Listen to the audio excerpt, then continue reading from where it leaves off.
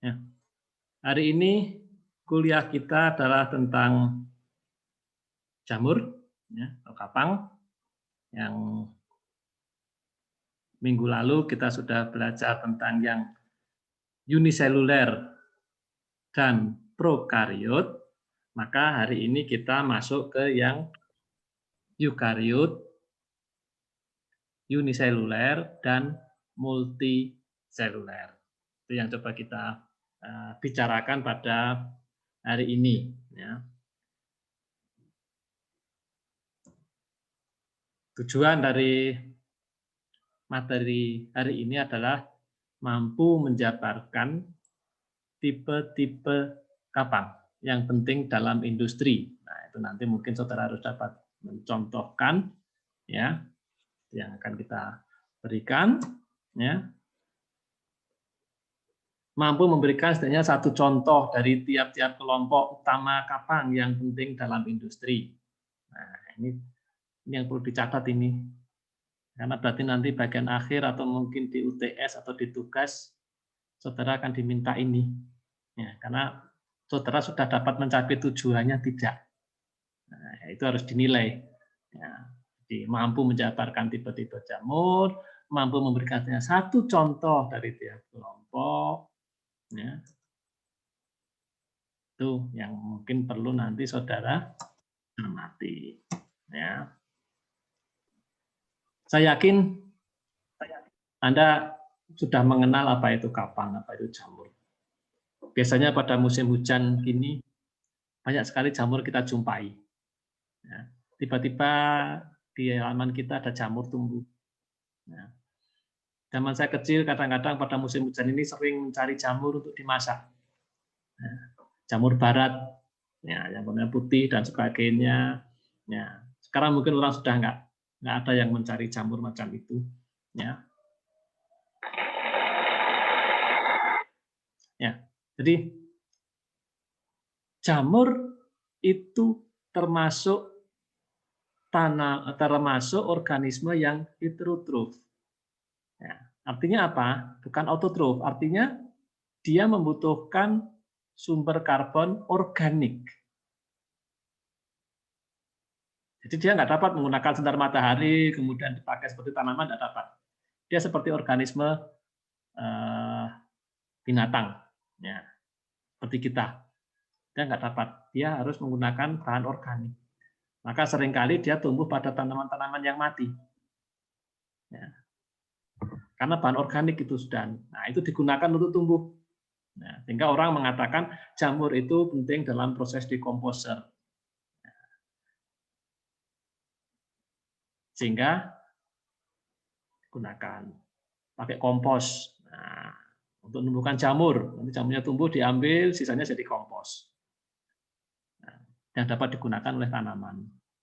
Nah, ada juga jamur yang mungkin tidak begitu baik dalam pengomposan, karena tidak digunakan untuk pengomposan, meskipun bisa. Jamur tempe. Nah, saudara kenal tempe. Tempe itu kan kedelai yang diselimuti oleh jamur. Kelihatan jamurnya, tapi nggak akan membentuk badan buah. Ya, dia hanya membentuk hifa-hifa, ya, kita makan. Ya. Jadi itu ada yang bentuknya. Yang jamur besar itu sebetulnya juga ada hifa-hifanya. Ya, pada dasarnya kita kenal hifa. Ya. Ini mungkin yang sering saudara jumpai. Ya, mudah saudara jumpai. Ini yang di pohon ini tanaman mati ini.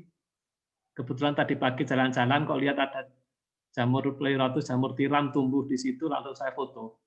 Ya, sehingga di file yang saya berikan ke Anda itu tidak ada gambar ini. Ya, karena gambar ini kalau dilihat di bawah ini ada tanggalnya ini. Tadi saya foto jam 5:50. Ya, di pagi jam 6 jalan-jalan kok lihat, nah ini jamur. Saya foto. Ya. Ini dapat dimakan. Ya, diambil, bersihkan, dimasak dan sebagainya. Ini kemarin belum ada, sekarang sudah ada. Sehari bisa muncul macam ini. Ya, karena hujan. Atau di bawah-bawah tanaman, di tanah muncul jamur macam ini. Ya. Lebih kecil dari ini. Ini juga sebenarnya sama dengan ini jamur tiram yang berwarna kuning. Ya. Saya pernah juga memotret yang berwarna pink. Ya, yang orange. Nah, ketika saya ke NTT, ya, jalan-jalan lihat ini jamur tempe. Jadi macam-macam ragamnya. Saudara kenal juga jamur kancing, jamur kuping dan sebagainya. Ya. Ini sebetulnya hanya bagian dari jamur. Nah, seperti ini di bawahnya ini sudah banyak hifanya. Seperti ini hifanya di bagian beberapa tempat. Di sini juga di bawah ini hifa semua. Nah, kemudian baru dia membentuk badan buah.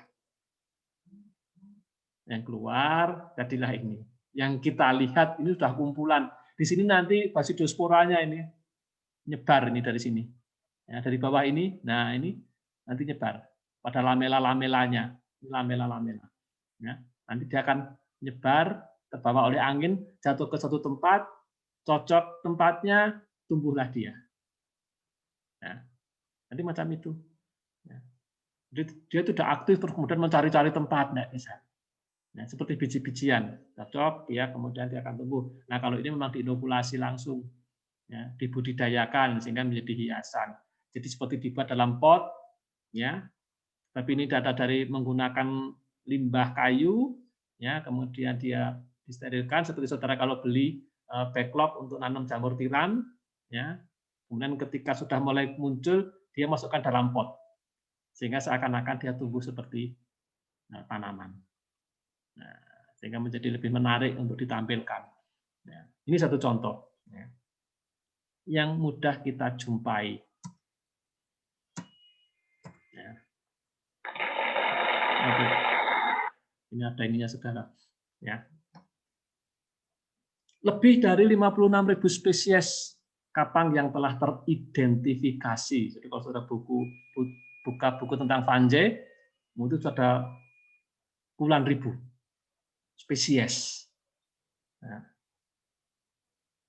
Dan diperkirakan dia sudah muncul di bumi sekitar 430 juta tahun yang lalu. Jadi sudah sangat lama. Ya.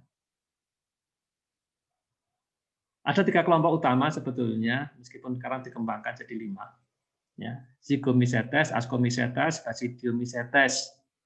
Ada juga Oomycetes. Nah, tapi Oomycetes ini di dalam perdebatan letaknya apakah dia di jamur atau bukan. Ya.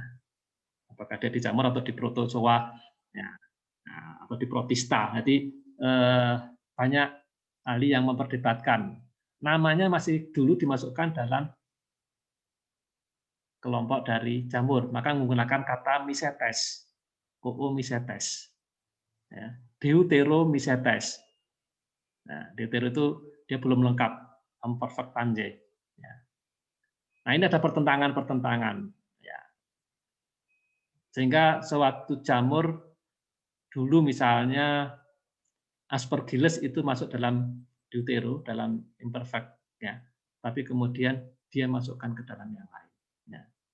Ini satu contoh perkembangan dari pengetahuan, biasanya menggunakan analisis DNA.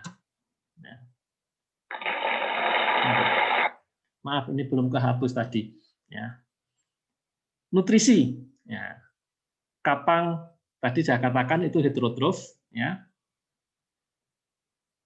Ada yang saprofit, tapi ada juga yang parasit. Ya. Nempel di tubuh kita. Ya. Jadilah kita warnanya belang-belang, ada yang putih, sebagian itu dari jamur. Ya. Macam-macam. Ya. Jadi ada yang saprofit yang kita butuhkan, yang kita gunakan, ada juga yang parasit, menyebabkan penyakit, entah itu pada hewan, pada tumbuhan, atau pada yang lainnya termasuk pada manusia. Ya. Semua jamur memiliki enzim ekstraseluler. Nah, kita kenal ada enzim ekstraseluler, ada enzim intraseluler. Enzim ekstraseluler itu enzim yang kerjanya di luar sel. Jadi dihasilkan dari dalam sel, kerjanya di luar sel. Kenapa dia kerja di luar sel? Kok tidak dalam sel saja? Karena yang akan dipecah ada di luar sel. Tapi tidak dapat masuk ke dalam sel. Maka dia harus dipecah. Supaya dapat masuk. Ya, ibaratnya begini. Saudara, di depan Anda itu ada semangka. Untuk dapat masuk ke perut Anda, semangka itu harus lewat mulut Anda. Nah, kita tidak mungkin memasukkan semangka yang begitu besar, sementara mulut kita kecil. Maka apa yang dilakukan? Kita harus mengeluarkan alat. Pisau, atau mungkin gergaji, atau mungkin pemukul, palu, atau mungkin apa. Ya, macam-macam alat pemukul. Nah, macam-macam alat pemukul itu enzim. Enzim itu spesifik. Nah, saudara untuk dapat memakan semangka harus diperkecil. Cara memperkecilnya bagaimana?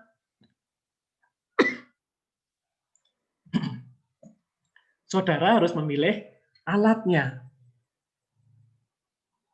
Alat pemotong itu macam-macam. Pilih yang pas sehingga tidak rusak.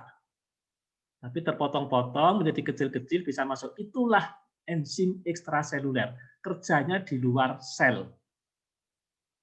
Beda dengan enzim intraseluler. Dia kerjanya dalam sel. Setelah masuk baru dia olah. Setelah semangka masuk perut Anda, maka enzim dalam tubuh Anda itu yang bekerja. Yang di luar pisau tadi. Jadi ada yang kerjanya di luar, ada yang kerjanya di dalam.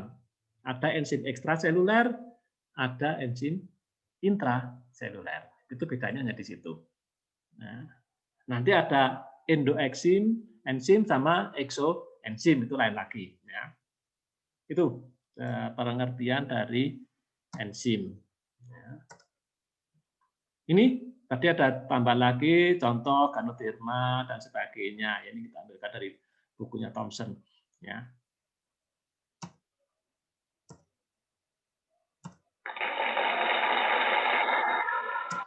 Ya. Kebanyakan kapang adalah multiseluler. Ada yang uniseluler? Ada. Nanti pada bagian belakang, kalau nggak sempat, ya kita bicarakan nanti pada kamir atau yeast. Ya. Dia menyerap makanan lewat miselium, yang kita kenal juga dengan hifa. Nah, hifa itu ada yang disebut dengan hifa fertil dan hifa vegetatif. Hifa fertil itu adalah di situ untuk reproduksi secara seksual. Dia akan menghasilkan spora, menghasilkan konidia, menghasilkan basidiospora, tergantung dari kelasnya.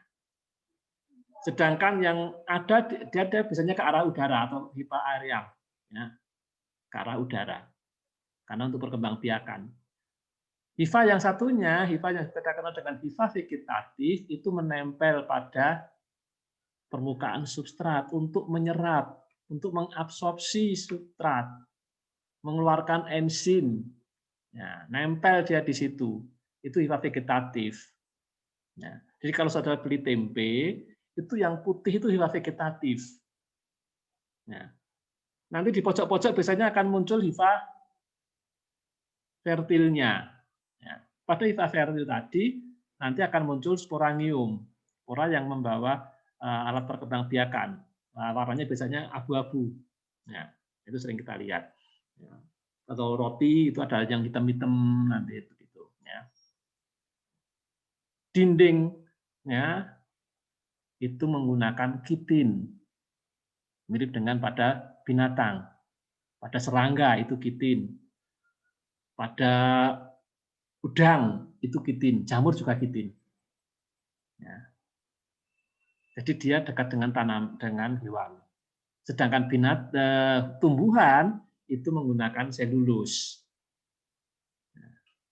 Sehingga dari sisi dinding selnya kita lihat beda kapang dengan tumbuhan.